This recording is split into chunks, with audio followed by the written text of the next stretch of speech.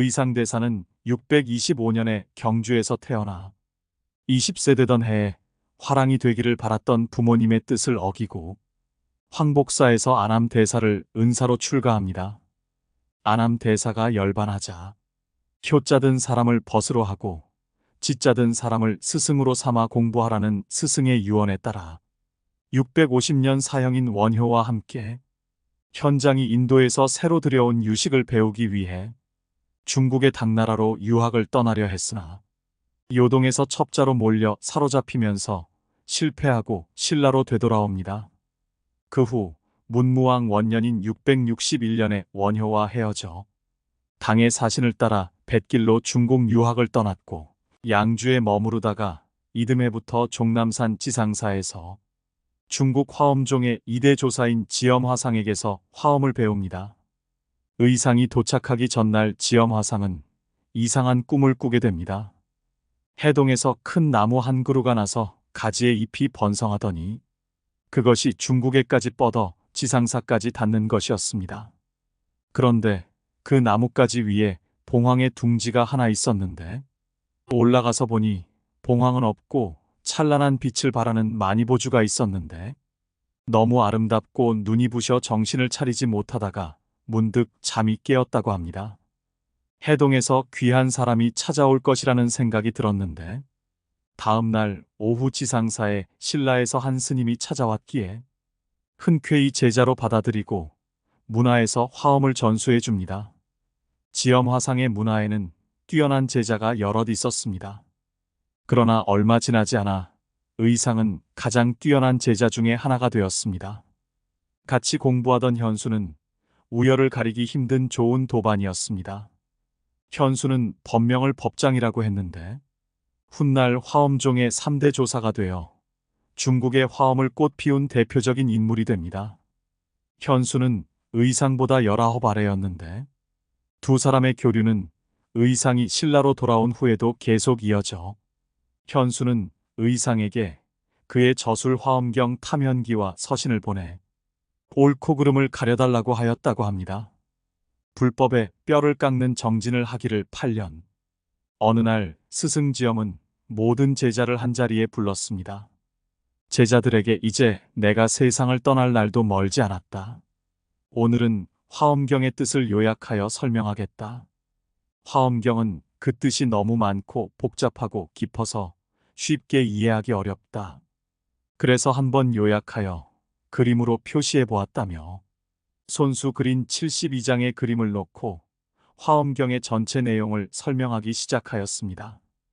화엄경의 뜻이 그 72장의 그림 속에 고스란히 요약되어 있었습니다. 제자들은 모두 감탄에 마지 않았는데 의상은 아무래도 그보다 더 요약할 수 있을 듯한 생각이 들어 자기 생각을 하나의 그림으로 종합하여 스승에게 보입니다. 지엄은 한참 그림을 살펴보더니 무릎을 치며 감탄합니다. 과연 그대는 해동의 부처가 될 만하다. 그대의 이 한 그림이 나의 72개의 그림보다 낫다.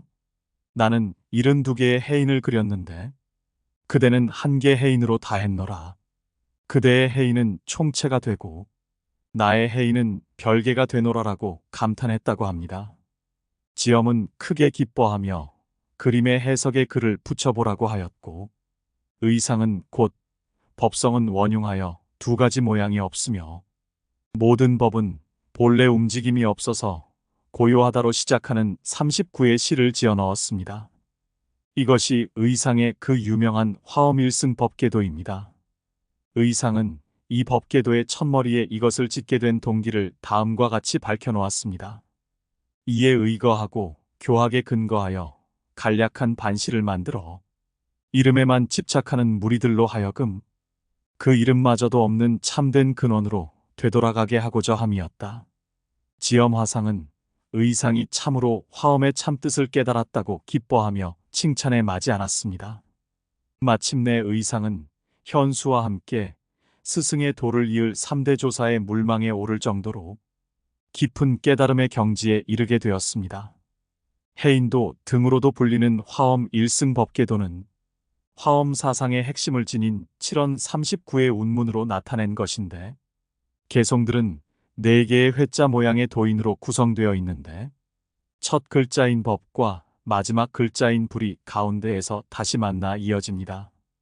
각 개송과 그것들의 배열은 화엄경의 근본 정신과 깨달음의 과정을 나타내고 있어 화엄경 용수보살약찬계와 나란히 화엄경의 핵심 내용을 가장 간결하게 요약하고 있다고 평가되고 있습니다.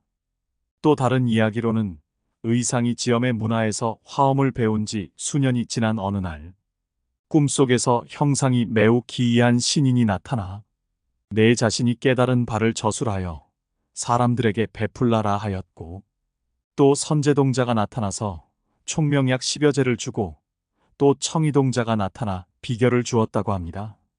하도 기이해 의상이 이 사실을 스승에게 고하자 스승지엄이 나는 꿈에 한 번 신인을 만났을 뿐인데 너는 3차례나 만났으니 멀리서 찾아와 공부한 것이 헛되지 않았다며 그동안 얻은 바를 책으로 정리하라고 일러주십니다.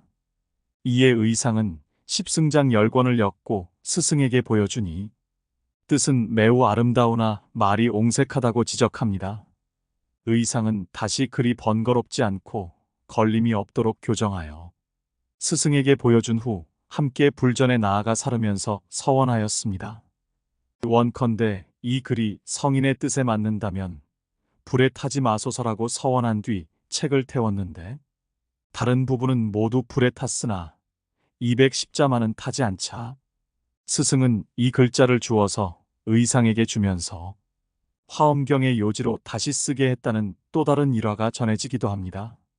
그리하여 의상이 며칠 동안의 일을 개송으로 새로 지으니 이것이 법성계이며 이어서 이를 해인도라는 도표에 써놓으니 이것이 바로 화엄일승법계도이고 이것을 지엄에게 제시해 인가받았다고 합니다. 한편 지상사에 머물고 있을 때 남산율종의 계조 도선율사와도 교유하였는데 다음과 같은 일화가 전해지고 있습니다. 도선은 언제나 끼니 때가 되면 하늘에서 보내주는 음식을 먹었다고 합니다. 그러므로 그는 절에서 지은 밥은 먹지 않았는데 그러한 도선이 하루는 의상에게 음식을 대접하려고 청합니다. 의상은 그의 초대를 받고 가서 끼니 때가 되자 하늘의 음식이 오기를 기다리고 있었습니다. 그러나 아무리 기다려도 음식이 오지 않았고 의상은 할 수 없이 굶고 돌아갔다고 합니다. 의상이 가고 나자 천녀가 도선율사에게 음식을 가지고 왔습니다.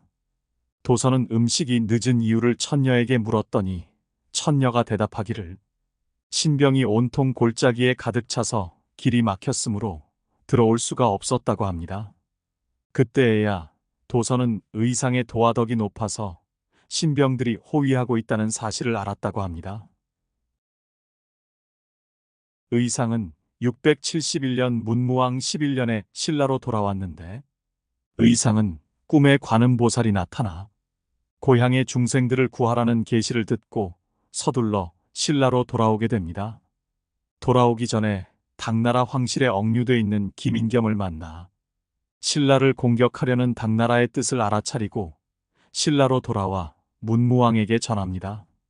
즉 당나라는 삼국 통일을 원조하였음에도 불구하고 신라가 고구려와 백제 양국을 공취한 것에 노하여 신라 승상 김음순을 잡아 가두었고 당 고종이 신라에 대거 출병코자 한 기밀을 김음순 등에게 들은 의상은 급히 귀국하여 문무왕에게 고하고 이에 왕은 사천왕사를 짓고 명랑스님으로 하여금 문두루 비법을 행하여 2번에 걸쳐 당군을 물리쳤습니다.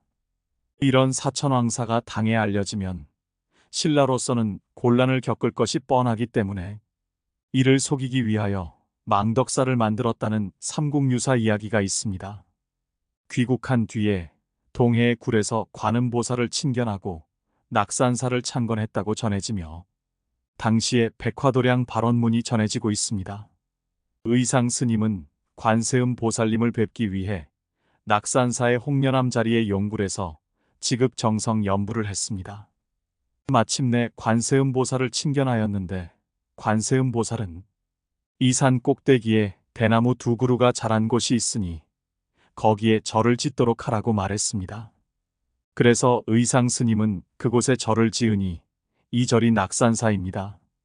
또한 염불하던 장소에도 전각을 지으니 이것이 홍련암입니다.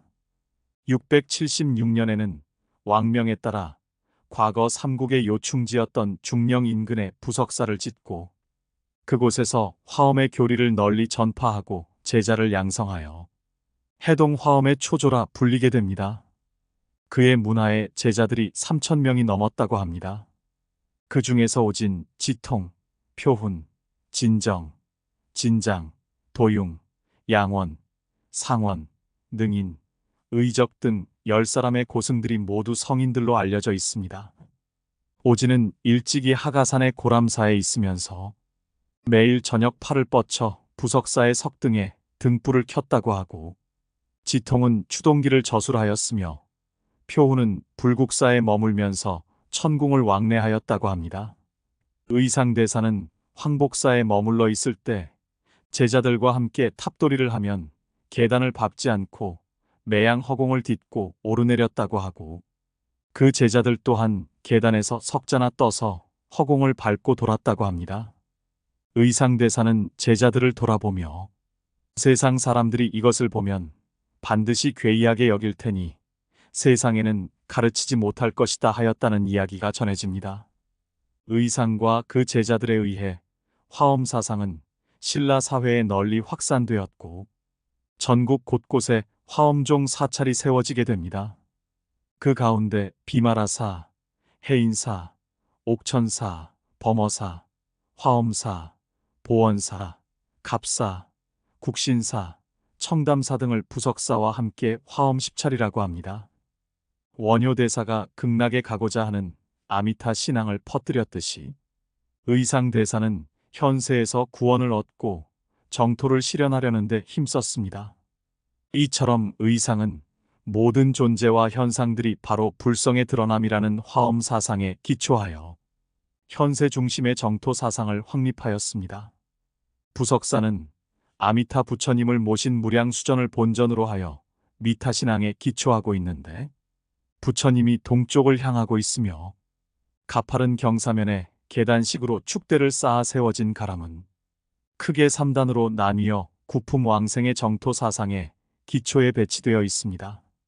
곧 부석사는 정토의 모습을 실제화하여 세워졌는데, 이는 의상의 미타 신앙이 불국토 사상에 기반하여 현세 중심적인 왕생 의식을 지니고 있었음을 알려줍니다. 또한 의상의 제자인 표훈에게 화엄 사상을 배운 김대성이 화엄의 세계를 형상화하기 위해 세운 불국사와 석굴암은 한국을 대표하는 문화재로 남아 있습니다. 부석사에 대한 일화는 다음과 같이 알려지고 있습니다. 의상이 지역 문화에 들어가기 전 양주 주장 유지인의 집에 머물 때 그에게 선묘라는 아름다운 딸이 있었습니다. 그녀는 스님의 용모가 뛰어남을 보고 사모하였지만 의상의 굳은 수행 의지를 알고 감화되어 스스로 마음을 바꿔 도심을 일으켜 제자가 되기를 자청하였습니다. 의상이 유학을 마치고 귀국길에 오르게 될 때 잠깐 선묘의 집을 방문하여 그동안 베풀어준 성의에 감사드린 다음 선창가로 향했습니다. 이 사실을 뒤늦게 안 선묘는 의상을 위해 준비한 법복 등을 함에 넣어 황급히 해안으로 갔지만 의상을 태운 배는 이미 멀리 떠나가고 있었습니다. 그녀는 준비해온 오탐을 바닷속에 던지며 나의 소원은 오직 스님을 공양하는 것뿐입니다. 부디 이 오탐이 저 배에 닿게 하소서. 그리고 저 배가 무사히 신라 땅에 닿아 스님이 마음껏 법을 전할 수 있도록 하소서 하는 서원을 바란 다음 몸을 바다에 던져버렸습니다. 그리고 바닷속에 들어간 선묘는 큰 원력으로 용으로 화하여 의상의 배가 무사히 신라의 해변에 도달할 수 있도록 보호하였다고 합니다. 그리고 의상이 절을 지으려 터를 닦으려 할 때 사악한 무리들이 이를 회방하려 하자 선묘가 변한 용이 큰 바위를 들었다 놓는 기적을 보이며 이들을 물리쳤다고 합니다. 그래서 이 절을 부석사라 이름했다고 전해집니다. 법성계입니다. 법의 성품 원용하여 본래 두 모습이 아니고 모든 법은 고요하여 움직이지 않는 정멸의 세계이네. 이름 없고 모습 없어 일체가 끊겼으니 깨달음의 지혜로만 알 뿐 다른 경계 아니네. 참된 성품 깊고 깊어 지극히 오묘하니 자기 성품 벗어나서 인연 따라 이루어지네. 하나 속에 일체가 있고 일체 속에 하나 있어. 하나가 곧 일체이고 일체가 곧 하나이네. 한 티끌 가운데에 시방색에 담겨 있고 낱낱의 티끌마다 시방색에 들어있네. 무량한 세월이 곧 한순간의 생각이고 한순간의 생각이 곧 무량한 세월이네. 과거, 현재, 미래가 다른 듯하나 얽힌 듯 얽히지 않고 서로가 뚜렷하네. 첫 발심했을 때가 곧 깨달음이고 생사와 열반이 언제나 함께 있네. 진리의 세계와 현상의 세계가 한결같이 평등하여 분별할 수 없고 시방제불과 보현보살이 나투신 크나큰 경계이네. 부처님 해인삼매 가운데 온갖 부사이한 법을 나투시네. 중생에게 이익되는 가르침이 허공 가득히 비처럼 내리니 중생은 자신의 근기에 따라 이익을 얻는다네. 그러므로 수행자가 본바탕에 이르려면 망상을 쉬지 않곤 얻을 수 없네. 걸림없는 방편으로 여의주를 취할지니 진리의 고향에 돌아갈 수 있는 능력 분수 따라 얻는다네. 신묘한 다란이는 다함 없는 보배이니 온 법계 장엄하여 보배 궁전을 만드네. 마침내 실다운 중도 자리에 앉게 되면 옛부터 변함없어 이름하여 부처로다. 의상대사께서는 78세 되던 해에 부석사에서 조용히 앉은 자세로 입적하셨습니다. 화광산매에 들어 몸이 화려한 불꽃으로 활활 타오르며 하늘 높이 솟아오르더니 바람처럼 동해 쪽으로 사라졌다고 합니다. 그러나 그의 육신은 생시처럼 꼿꼿하게 기도하는 자세 그대로 앉아 있었다고 합니다.